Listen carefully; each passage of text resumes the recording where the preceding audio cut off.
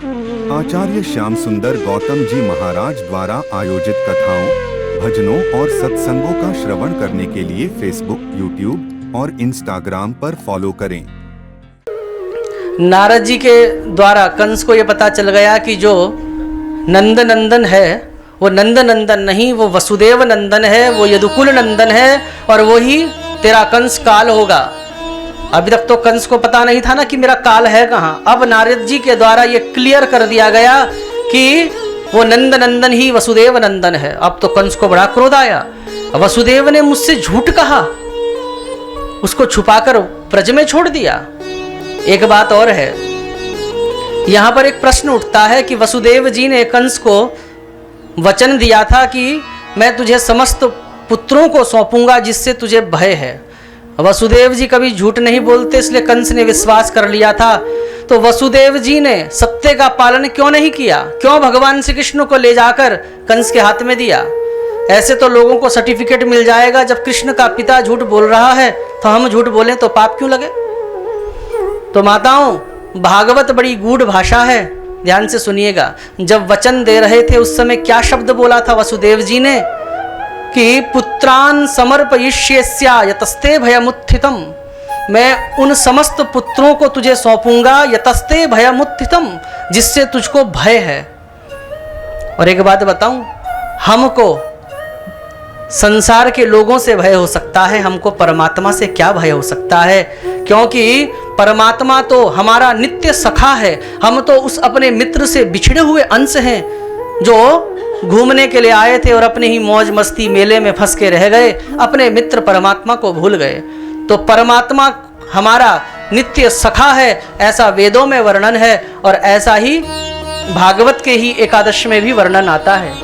एक वृक्ष है, उस वृक्ष में दो पक्षी बैठे हैं, एक है जीवात्मा, एक है परमात्मा। जीवात्मा रूपी पक्षी भ्रमण करने के लिए निकलता है, बस वहीं भूल जाता है, अपने मित्र को भूल गया, आज तक वापस नहीं लौटा।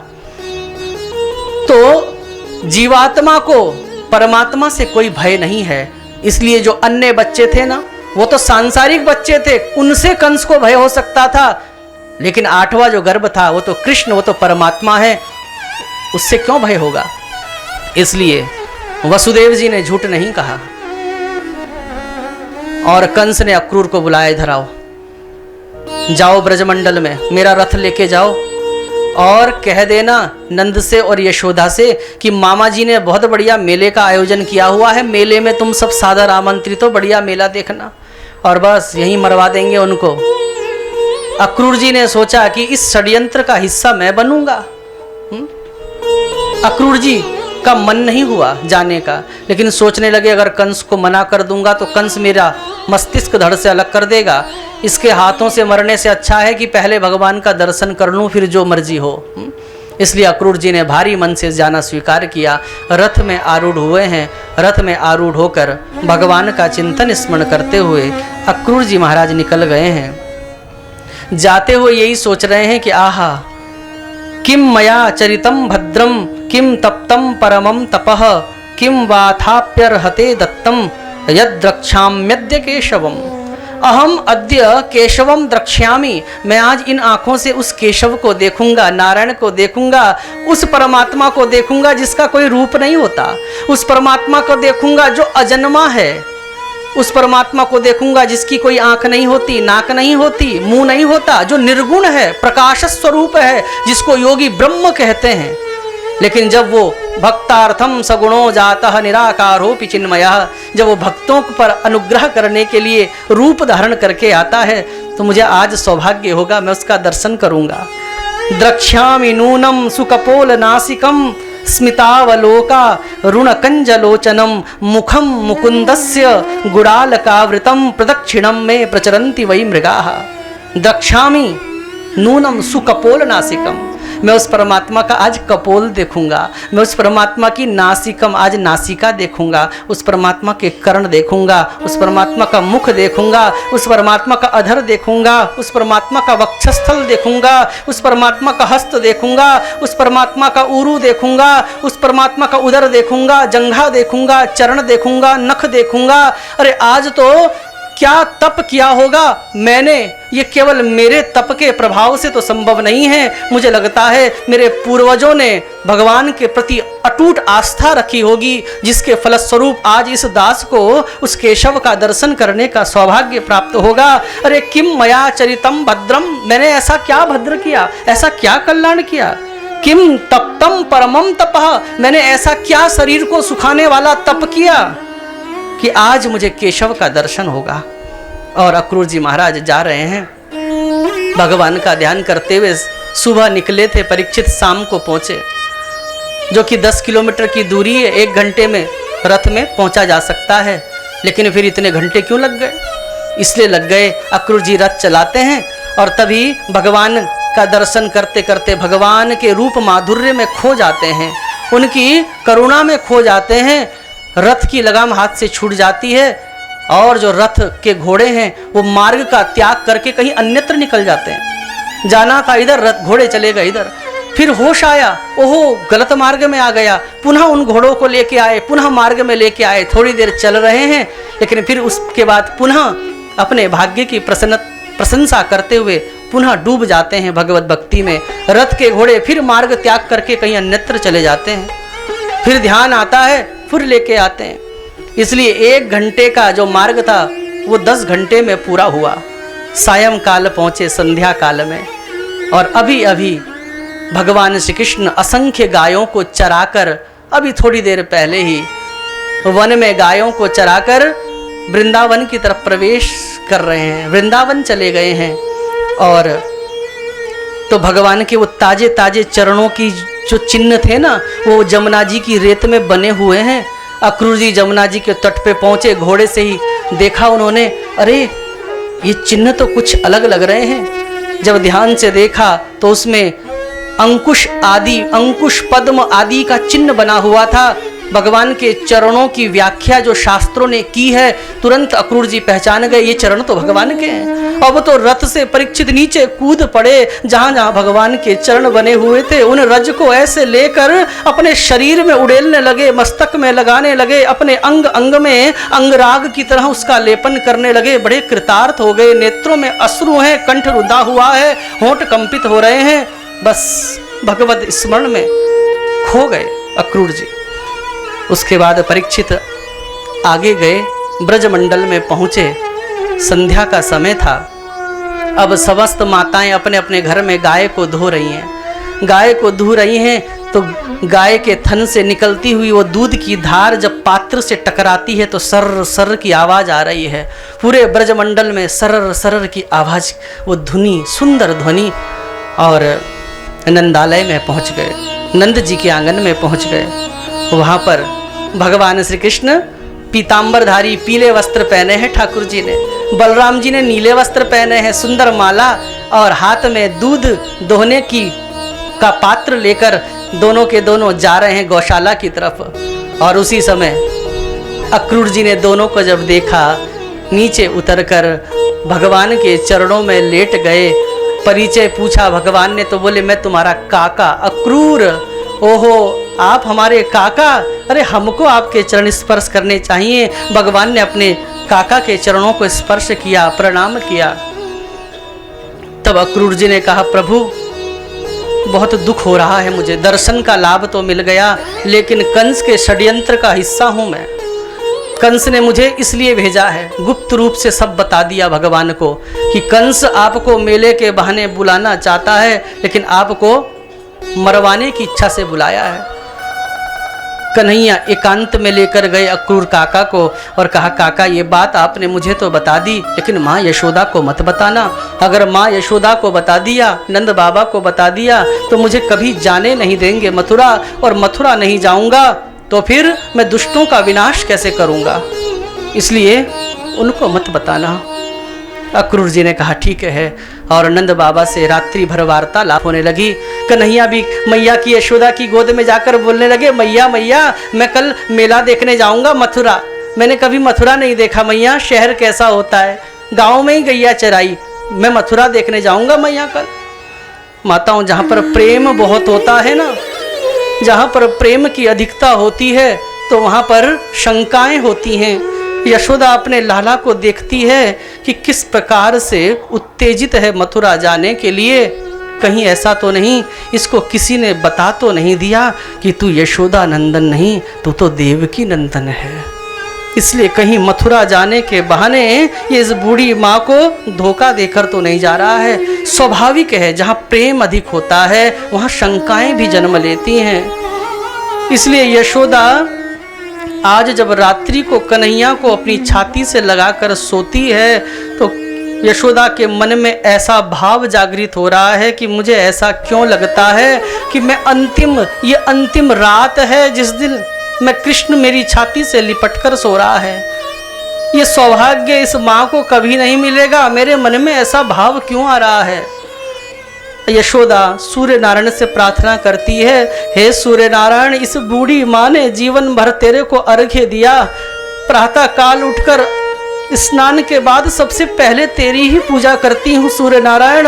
अगर तू उस अर्घ्य का, उस पूजन का अगर थोड़ा सा भी फल देना चाहता है तो इतनी कृपा कर दे। हे सूर्य, तू कभी उदय मत होना, क्योंकि तू उदित होगा तो मेरा केशव, मेरा कान्हा, मेरा लाला मुझे छोड़कर चला जाएगा। रात भर कन्हैया को चिपका के सोती रही यशोदा, बिल्कुल भी छोड़ा नहीं। नियम है सृष्टि का, रात्रि हुई है तो प्रातः काल तो होगा ही। प्रातः काल हुआ, यशोदा उठी है और कन्हैया उठे, आंखें मींचते हुए उठे हैं, अंगड़ाई ली है और कन्हैया ने अपनी चरण पादुका पहनी, अपना पीताम्बर ठीक किया। माँ मुझे स्नान करा देना, मेला देखने जाना है। यशोदा उंगली पकड़कर स्नान घर लेकर गई है, चौकी पर बैठाया और यशोदा जब कन्हैया के ऊपर जल डालने लगी तो बूढ़ी यशोदा के हाथ कांप रहे हैं। यशोदा कहती है, लाला को स्नान तो रोज कराती हूँ, स्नान कराते समय इस माँ के मन में कितनी प्रसन्नता होती है, लेकिन आज स्नान कराते हुए इतना भय क्यों हो रहा है। मेरे मन में इतना भय क्यों और मुझे ऐसा क्यों लग रहा है। अपने लाला का स्नान मैं अंतिम बार करा रही हूँ। स्नान कराया, वस्त्र में लपेट कर लेकर गई है कक्ष में लेकर गई, मेरे लाला को वस्त्र पहनाने लगी। वस्त्र पहनाए, जब बगलबंदी बांध रही थी, हाथ कांप रहे हैं। यशोदा फिर सोचने लगी, मुझे ऐसा क्यों लग रहा है, अपने लाला का श्रृंगार में अंतिम बार कर रही हूँ। बाल बना रही है यशोदा, वही भाव आ रहा है।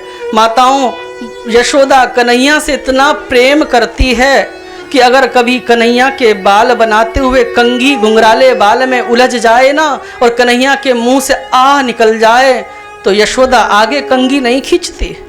यशोदा कंघी वहीं छोड़ देती है और जो इनकी कुल देवी है ना, कुल देवी के चरणों में जाकर प्रार्थना करती है, हे भगवती, हे जगज्जननी जगदम्बा, तू जैसा चाहे वैसा भोग लगाऊंगी, बस उसके बदले इतनी कृपा कर देना, जब मैं कन्हैया के बाल बनाऊं उसके बालों में कभी कंघा ना फंसे। उसके मुंह से आह निकलती है तो मेरा हृदय फट जाता है। इतना प्रेम करने वाली यशोदा आज बाल बना रही है। और अब बारी आई काजल लगाने की। काजल लगा रही है यशोदा। पूरे ब्रज में ऐसा काजल कोई दूसरा नहीं लगा सकता जैसा कन्हैया को यशोदा लगाती है। ऐसी धार बनाती है परीक्षित, ऐसी कोर बनाती है कि तलवार को भी शर्म आ जाए, बिल्कुल ऊपर तक धार बना देती है कन्हैया की। अन्य गोपियां कहा करती थी, यशोदा ऐसी काजल लगाना हमको भी तो सिखा दे। लेकिन आज पहली बार यशोदा काजल नहीं लगा पाई। काजल लगाती है, बार बार फैल जाती है। काजल लगाती है, बार बार फैल जाती है। और इधर रथ तैयार है। प्रातः काल गोपिकाओं ने देखा कि रथ क्यों खड़ा है लाल नंद के आंगन में। ओहो, कहीं कन्हैया मथुरा तो नहीं जा रहे हैं। सब गोपिकाएं अपने अपने घर के काम का त्याग करके नंदालय के आगे खड़ी हैं। रथ बिल्कुल तैयार खड़ा हुआ है और कन्हैया कहते हैं अच्छा मैया मैं चलता हूँ, लाला कब आएगा? भगवान झूठ कह रहे हैं कि माँ परस्वा आगमिष्यामि, मैं परसों आ जाऊँगा। लेकिन अब ये परसों नहीं, अब बरसों तक भी नहीं आने वाला, झूठा दिलासा सबको दे रहा है। और कन्हैया रथ में जाकर बैठ गए। गोपिकाएं अपने अपने घूंघट के अंदर से कन्हैया को निहार रही हैं, आपस में बात करते हुए कह रही हैं कि अरे गोप्या ऊचू, इस ब्रह्मा को तो बिल्कुल भी दया नहीं है। जब मर्जी लोगों को बिछोड़ देता है, जब मर्जी लोगों को संबंधों को बना देता है, जब मर्जी संबंधों को तोड़ देता है। अरे सखी, इस ब्रह्मा का खेल तो बिल्कुल ऐसा ही है जैसे बच्चा जमुना जी में रेत से घर बनाता है, खूब खेलता है, मन भर जाए तो उसी घर में लात मारकर चलता बनता है। इस ब्रह्मा का कार्य भी ऐसा ही है। अभी तो अपने श्याम सुंदर को हमने ढंग से देखा भी ना था कि आज उससे हमारा वियोग हो रहा है। अहो विधात स्तवन क्वचित दया संयोज्य मैत्र्या प्रणयेन देहिनः तांशा कृतार्थान वियुनंक्ष पार्थकम विक्रीडितम तेर्भक चेष्टितम यथा। विक्रीडितम, बच्चों जैसा खेल है ब्रह्मा तेरा। एक सखी ने कहा अरे ब्रह्मा को देखा नहीं, क्यों गाली दे रही है? अरे हमारे लिए तो ये अक्रूर ही क्रूर बनकर आया है, जो ये रथ लेके आया है ना, ये ही दुष्ट है। दूसरी सखी कहती है अरे अक्रूर को भी गाली क्यों देती है, जब अपना सिक्का ही खोटा निकल गया। देख तो कैसे जाकर रथ में बैठ गया, कैसे जाकर रथ में बैठ गया, एक बार भी ढांढस तक नहीं बंधाया इसने। गोपियां खड़ी हैं, कोने में खड़ी है राधा रानी। यशोदा बार बार मूर्छित हो जाती है। तुरंत ध्यान आया, ओहो अब मैं समझ गई कि कन्हैया क्यों जाना चाहता है। यशोदा को होश आया, दौड़ते हुए आई और रथ में बैठे हुए कन्हैया के कमर में इस प्रकार से हाथ लगाने लगी। कन्हैया ने कहा माँ मेरे पेट में क्या देख रही हो? तब यशोदा कहने लगी लाला मैं समझ गई तू इस बूढ़ी माँ को किस बात की का दंड देना चाहता है। तूने कुछ मटकियां फोड़ दी थी और उस मटकी फोड़ने के बदले इस दुष्टा ने, इस माँ ने, इस यशोदा ने तेरे को उखल से बांध दिया था। और मुझे लगता है उस उखल से जो बांधा था ना, उस रस्सी का निशान आज भी तेरी कमर पे होगा। और उस कमर के निशान को देख देख कर तू इस बूढ़ी माँ से प्रतिशोध का बदला लेना चाहता है। इसलिए हे कान्हा, मैंने जैसे भी तेरी सेवा की हो, मैंने जैसे भी तेरा पालन किया हो, तुझे किसी ने बता दिया क्या देवकी तेरी माँ है? यशोदा नहीं। भगवान ने कहा माँ कैसी बात करती हो, जन्म देने वाले से भी बड़ी माँ मेरी यशोदा है। यशोदा कहने लगी लाला तू इतनी कृपा कर देना कि इस बूढ़ी माँ ने अपने हाथों से तुझे बांधा था उखल से, इस बात को भुला देना, इस बात को कभी याद मत करना। अब भगवान से भी नहीं रहा गया और भगवान रथ से उतरकर माँ यशोदा की गोद में चिपक गए हैं और कहने लगे माँ मैं सब कुछ भूल सकता हूँ, लेकिन जिस परमात्मा को कोई बांध नहीं सकता उस परमात्मा को माँ यशोदा ने अपने प्रेम की डोरी से बांधा। इस बात को मैं कभी भूल नहीं सकता। ऐसा कहकर यशोदा पुनः मूर्छित हो गई है और भगवान अब अपनी बांसुरी लेकर गए हैं कोने में खड़ी राधा के पास। राधे क्यों रो रही हो? तुम्हें ध्यान आ रहा है कि ये क्या हो रहा है? राधा ने कहा केशव मुझे कुछ समझ नहीं आ रहा है, मुझे तो बस सब सर्वत्र अंधकार ही अंधकार दिखाई दे रहा है। तब भगवान ने राधे से कहा राधे याद करो जब गोलोक धाम में हमारी लीला चल रही थी, एक सुदेव नाम का ब्राह्मण मेरे दर्शन करने के लिए आ रहा था और तुमने उस ब्राह्मण को दर्शन देने से रोक दिया था कि अभी तुम ठाकुर का दर्शन नहीं करोगे। और भगवान के दर्शन न पाने के कारण वो सुदेव नाम का ब्राह्मण विलखने लगा, उसके अंदर भगवान से न मिल पाने की विरहाग्नि जलने लगी। उसे क्रोध आया और उसने राधे को शाप देते हुए कहा राधे जब तुम धरती पर लीला करने जाओगी तुम्हारा भगवान श्री कृष्ण के साथ 100 वर्ष का वियोग होगा, तुम 100 वर्ष तक कृष्ण का मुंह देख ना पाओगी। इसलिए राधे वो आज दिन आ गया है। ये सिर्फ तुम जानती हो कि मैं परसों नहीं आऊंगा। अब ये कृष्ण 100 वर्ष तक न तो अपनी माँ को मुंह दिखाएगा, न अपने मित्रों को, और न राधे तुमको। इसलिए राधे लो, पकड़ो इस बांसुरी को, प्रेम की निशानी बांसुरी को पकड़ो राधे। अब ये कृष्ण बांसुरी नहीं बजाएगा, अब ये कृष्ण तो वो शंख बजाएगा जिसे सुनकर दुष्टों की छाती फट जाए। राधे, प्रेम का बहुत बड़ा महत्व होता है, लेकिन प्रेम से भी बड़ा महत्व कर्तव्य का होता है। कब तक प्रेम में तुम सबके बीच नाचता रहूंगा? अब तो मुझे कर्तव्य निभाना है, जिसके लिए मैं धरती पर आया हूँ। यदा यदा हि धर्मस्य ग्लानिर्भवति भारत अभ्युत्थानम धर्मस्य तदात्मानं सृजाम्यहम् परित्राणाय साधूनां विनाशाय च दुष्कृतां धर्म संस्थापनार्थाय संभवामि युगे युगे। और भगवान ऐसा कहकर रथ में बैठ गए हैं। गोपिकाएं रथ के आगे लेट गई हैं। अक्रूर, अगर रथ को ले जाना चाहते हो हमारी छाती के ऊपर से लेकर जाओ। भगवान ने नीचे उतरकर कहा, गोपिकाओं देखो धूप कितनी चढ़ गई है, धूप होगी तो मुझे कष्ट होगा, मुझे जाने दो ना, मुझे मेला देखना है, कितनी प्रसन्नता होगी। गोपिकाओं ने तुरंत रास्ता छोड़ दिया है। हे कृष्ण, अगर हमसे दूर जाकर तुझे सुख होता है तो 100 क्या, हजारों क्या, लाखों क्या, करोड़ों जन्मों तक भी तेरा वियोग सहने के लिए हम तैयार हैं। बस तू प्रसन्न रहना चाहिए, कन्हैया को प्रसन्नता होगी, बस ये शब्द सुनना था। मार्ग छोड़ दिया।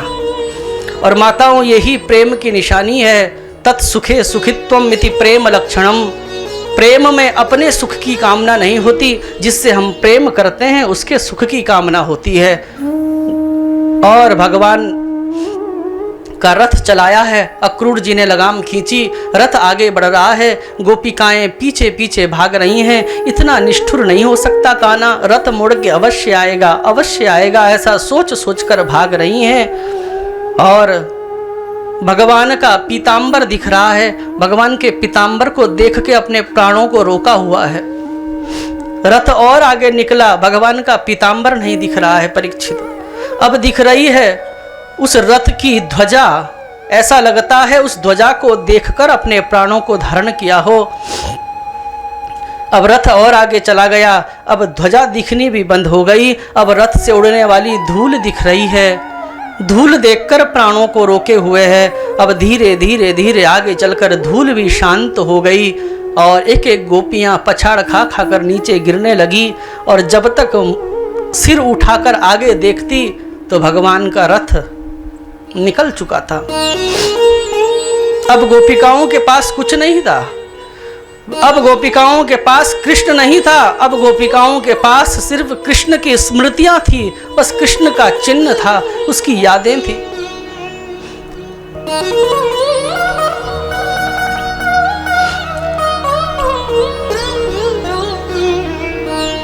जो मैं ऐसा जानती, जो मैं ऐसा जानती, प्रेम करे दुख होए, नगर ढिंडोरा पीटती, प्रेम न करियो कोय।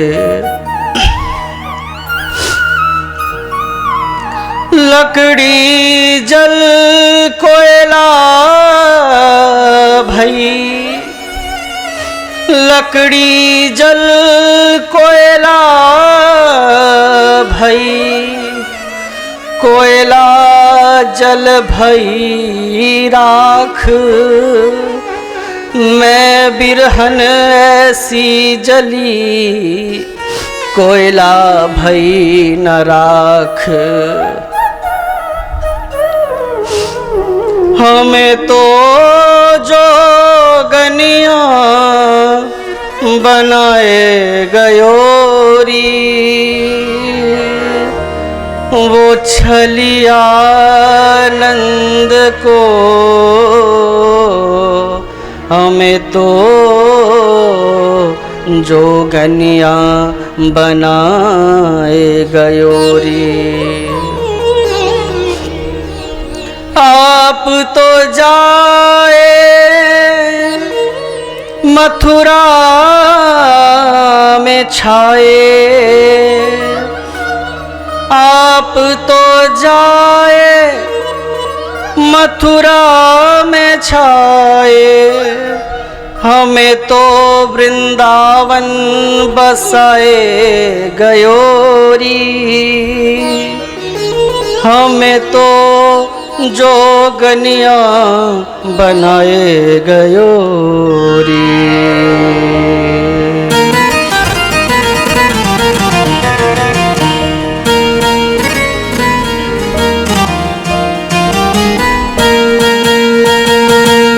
हमें तो जोगनिया बनाए गयोरी, हमें तो जोगनिया बनाए गयोरी, हमें तो वैरागिन बनाए गयोरी, हमें तो वैरागिन बनाए गयोरी।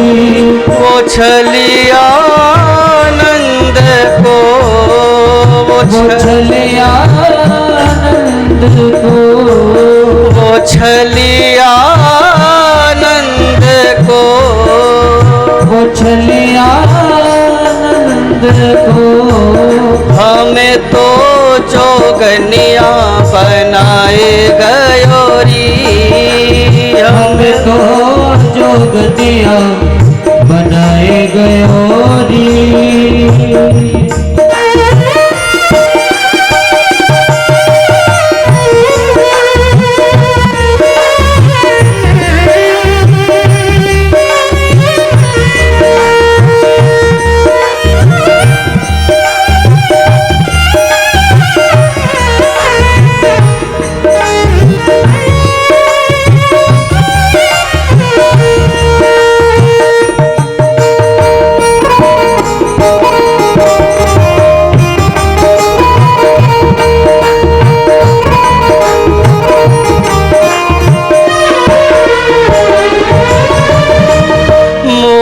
मुकुट पीतांबर सोहे, मोर मुकुट पीतांबर सोहे, मोर मुकुट पीतांबर सोहे, मोर मुकुट पीतांबर सोहे, हमारे सिर जटा धराए गयोरी, हमारे सिर जटा धराए गयोरी, हमें तो जोगनिया बनाए गयोरी, हमें तो जोगनिया बनाए गयोरी।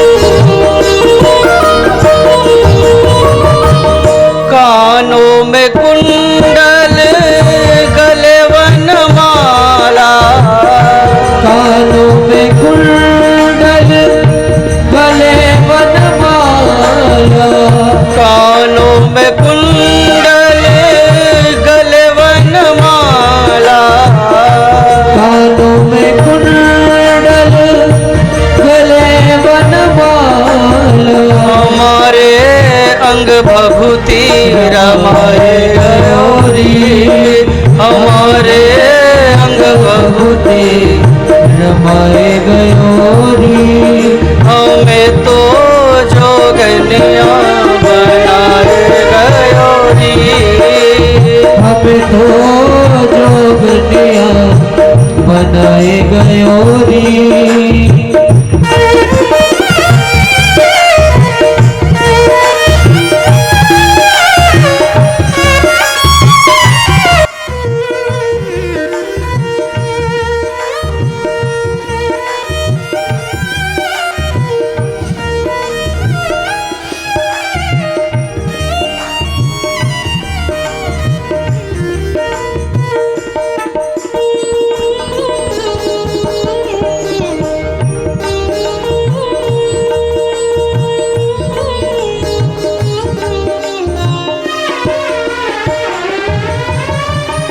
चंद्र सखी भज बाल कृष्ण छवि चंद्र सखी भज बाल कृष्ण छवि चंद्र सखी भज बाल कृष्ण छवि चंद्र सखी भज बाल कृष्ण छवि हमें तो हरिदासी बनाए गयोरी हमें तो हरिदासी बनाए गयोरी हमें तो जोगनिया बनाए गयोरी हमें तो जोगनिया बनाए गयोरी हमें तो वैरागिन बनाए गयोरी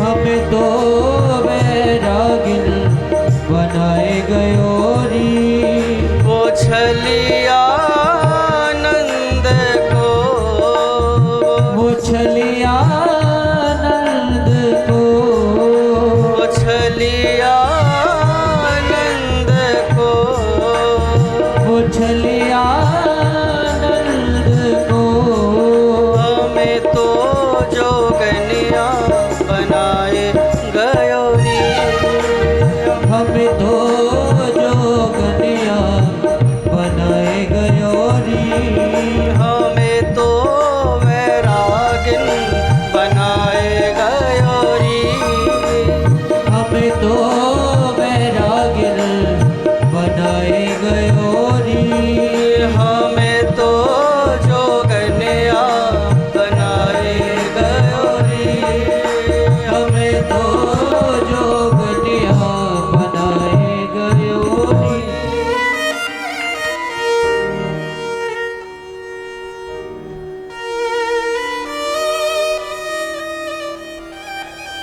बोले बाल कृष्ण लाल की।